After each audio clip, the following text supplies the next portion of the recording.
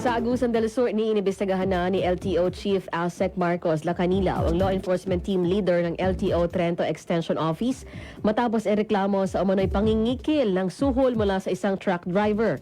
Ayon sa show cause order, may 5 araw na inirereklamong opisyal upang magsumite ng paliwanag. Naging viral sa social media ang video ng driver na nagsabing hiningan siya ng 1,000 pesos ng mga LTO enforcer habang isinasagawa ang operasyon sa Trento, isang malinaw na paglabag sa civil service rules.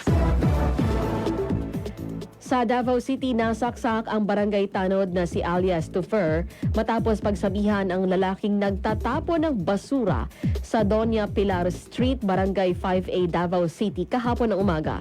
Nagalit umano ang suspect na si Banban, 19 anyos, at sinaksak ang biktima gamit ang cutter. Agad itong naaresto ng mga tanod at dinala sa San Pedro Police. Ayon sa pamilya, may problema sa pag-iisip ang suspect at planong iparehab.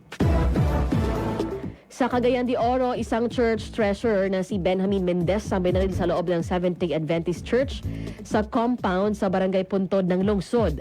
Agad siyang isinugod sa ospital habang patuloy ang investigasyon. Ayon sa anak ng biktima, may naunang banta sa buhay ni Mendez mula sa suspect na kapwa miyembro ng simbahan.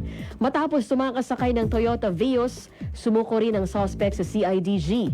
Hindi pa inilalantad ang kanyang pagkakakilanlan.